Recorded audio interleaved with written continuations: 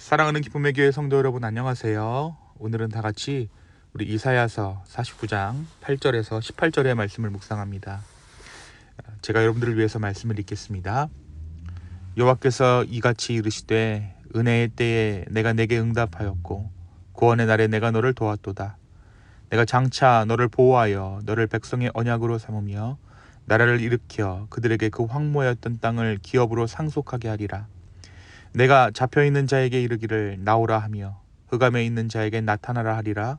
그들이 길에서 먹겠고 모든 헐벗은 산에도 그들의 풀밭이 있을 것인즉 그들이 줄이거나 목마르지 아니할 것이며 더위와 볕이 그들을 상하지 아니하리니 이는 그들을 긍휼히 여기는 이가 그들을 이끌되 샘물 근원으로 인도할 것임이라.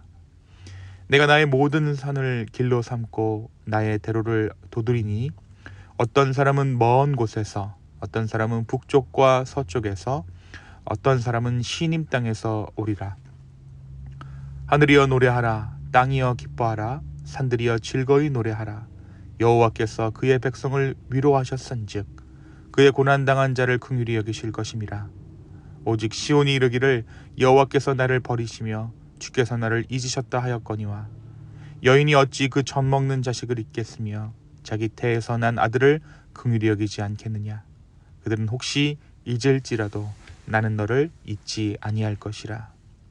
내가 너를 손바닥에 새겼고 너의 성벽이 항상 내 앞에 있나니 내 자녀들은 빨리 걸으며 너를 헐며 너를 황폐하게 하던 자들은 너를 떠나가리라. 내 눈을 들어 사방을 보라. 그들이 다 모여 내게로 오느니라. 나 여호와가 이르노라. 내가 나의 삶으로 맹세하노니 내가 반드시 그의 모든 무리를 장식처럼 몸에 차며 그것을 띠기를 신부처럼 할 것이라. 아멘. 오늘은 다 같이 이사야서 49장 8절에서 18절의 말씀을 묵상합니다. 우리가 이전에 묵상했던 40장에서 48장의 내용이 고레스 왕과 관련된 내용이었다면 오늘 우리가 묵상하는 49장부터 55장은 메시아에 관한 내용을 직접적으로 예언하고 있습니다. 특별히 오늘 본문 앞의 말씀 1절에서 7절의 말씀은 두 번째 고난받는 종의 노래에 대해서 기록하고 있습니다. 이 종은 우리가 잘 알고 있는 것처럼 예수 그리스도를 향한 예언이죠. 그는 하나님의 특별한 선택을 받았고 하나님께서는 그 입과 모든 것을 날카롭게 만들어 주셨지만 많은 사람들은 그분을 그리고 그분의 말씀을 거부할 것이다 라고 예언합니다. 심지어 이 종 스스로가 내가 헛수고를 했다, 공허한 일을 했다 라고 말하기도 합니다. 하지만 하나님께서는 이 종의 수고를 인정하시고 그에게 영광을 허락해 주십니다. 하나님께서는 그를 지극히 높여 모든 민족이 무릎을 꿇게 하실 것이다 라고 7절의 말씀 가운데 예언하고 계십니다. 그 후에 이야기하는 것이 바로 오늘 우리가 읽은 49장 8절부터 18절까지의 내용입니다. 이 말씀에서 하나님께서 약속하시는 것이 무엇입니까? 하나님께서는 이스라엘의 회복을 약속해 주십니다. 바벨론의 포로로 잡혀갔던 그들에게 하나님께서는 그들이 포로 생활에서 해방되어서 다시금 가나안 땅으로 돌아가게 될 것임을 말씀해 주셨던 것입니다. 이스라엘 백성에게 있어 사실 이 해방이란 그들이 바라던 것이기는 하지만 그것이 꼭 그들에게 좋은 일만은 아니었을 것입니다. 그들 중 젊은 세대들은 이미 바벨론 문화에 완전히 적응해 있었고 그들 중 바벨론의 2등 시민으로 사는 것이 오히려 낫다라고 생각하는 자들도 있었기 때문입니다. 이뿐만이 아니었습니다. 이스라엘로 돌아가는 길이 편안한 길이 아니었다라는 것이죠. 일단 바벨론에서 유다 땅으로 돌아가는 여정 자체도 쉽지 않은 일이라는 것입니다. 그 거리는 1200km가 넘었고 가는 도중에 사막과 광야를 지나는 일이었습니다. 하지만 하나님께서는 오늘 말씀에서 그들에게 보호를 약속하십니다. 그리고 그들을 다시금 백성의 언약으로 삼겠다라고 말씀하십니다. 하나님과 언약을 맺는 백성들의 대표자로 삼으셔서 언약을 맺고 그 언약을 친히 이루어 가시겠다라는 것입니다.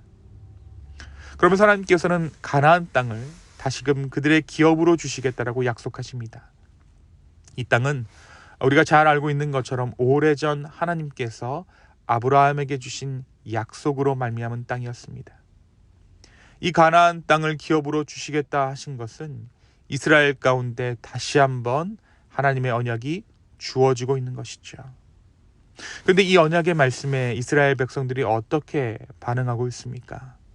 메시아의 이 구원에 대한 약속에도 불구하고 이스라엘 백성의 마음에는 이 모든 약속을 의심할 뿐입니다. 그것은 그들이 당하고 있는 현실 때문이었죠. 현실에서 일어나는 사건들과 경제적으로 여유롭지 못한 것으로 인해 하나님께서는 자기들을 버리셨다는 생각을 그들 스스로 떨쳐내지 못하고 있었던 것입니다. 14절의 말씀입니다. 오직 시온이 이르기를 여호와께서 나를 버리시며 주께서 나를 잊으셨다 하였거니와. 그런데 오늘 말씀에서 이들의 이러한 불평과 불만, 불신에도 불구하고 하나님께서는 그들을 징계하시는 것이 아니라 놀랍게도 다시 한번 그 사랑의 확실성을 증거하십니다. 그 어미가 자식을 잊을지라도 나는 너희를 결코 잊지 않으시겠다라고 말씀하시면서 자기 백성을 그 손바닥에 새기시고 영원히 잊지 않으시겠다라고 약속해 주신 것입니다. 18절에 뭐라고 말씀하십니까? 하나님께서 내가 나의 삶으로 맹세한다라고 말씀하세요. 하나님께서 스스로 그의 존재를 두고 맹세하시면서 내가 너희를 향한 사랑을 잊지 않겠다라고 말씀하신 것입니다. 사랑하는 성도 여러분, 오늘 말씀은 우리에게 무엇을 말해주고 있을까요? 먼저 오늘 말씀 8절에서 하나님께서는 은혜의 때에 내가 너에게 응답하시겠다라고 말씀하셨습니다. 은혜의 때란 언제를 말하는 것입니까? 은혜의 때란 하나님께서 정하시는 때입니다. 은혜의 때란 인간의 어떠함이 만들어내는 때가 아니라 하나님의 긍휼하심과 하나님의 공의로우심이 일하는 때입니다. 다시 말해 주님께서 정하신 그때, 사람들의 죄악에도 불구하고 하나님께서 일하시는 때가 바로 은혜의 때입니다. 이 은혜의 때에 하나님께서는 이스라엘을 회복하시겠다라고 약속하셨습니다. 사랑하는 성도 여러분, 이 은혜의 때를 사모하는 저 여러분의 오늘 되었으면 좋겠습니다. 하나님의 은혜가 온전히 임하는 회복의 때, 비록 우리의 현실이 때로는 암울하고 우리의 삶에 고난이 있을 때라도 여전히 우리의 삶 가운데 일하시는 그 주님의 신실하심으로 인해 이 은혜의 때는 우리의 삶 가운데 반드시 임할 줄로 믿습니다. 주님께서 정하신 이 은혜의 때를 사모하며 주 앞에서 신실하게 반응하는 이 하루 되기를 예수님의 이름으로 축원합니다. 두 번째, 오늘 말씀에서 하나님께서는 그의 백성을 친히 자신의 손바닥에 새기셨다라고 말씀하십니다. 손바닥에 새기신 사랑, 그것이 바로 저와 여러분을 향한 하나님의 사랑이라는 것이죠. 우리가 정말 중요한 것, 잊어서는 안 될 것이 있을 때 우리는 그 내용을 손바닥에 적습니다. 하나님께서 우리를 향한 그 사랑을 손바닥에 적으셨다는 것은 그 사랑을 결코 잊지 않으시겠다라는 의미입니다. 자신의 손바닥을 볼 때마다 우리를 향한 사랑을 기억하시겠다라는 것이라는 것이죠. 오늘 우리를 향한 하나님의 사랑이 그분의 손바닥에 새겨져 있습니다. 그분의 손바닥에는 나의 이름이 새겨져 있고 잊지 말아야 할 사랑으로 우리의 이름은 기억되고 있습니다. 오늘 이 사랑의 말씀, 은혜의 말씀을 기억하시기 바랍니다. 하나님께서 우리의 이름을 그분의 손바닥에 새기셨으며 기억하고 계신다는 이 사실이 우리에게 새로운 힘 되기를 예수님의 이름으로 축원합니다. 이 시간 함께 기도하시겠습니다. 하나님 아버지, 감사합니다. 우리의 불신에도 불구하고 우리를 징계하지 않으시고 오히려 내가 너를 기억하겠다라고 말씀하신 그 은혜의 신실하심으로 인해 다시 한번 우리의 마음을 주께 드리며 이 하루를 시작합니다.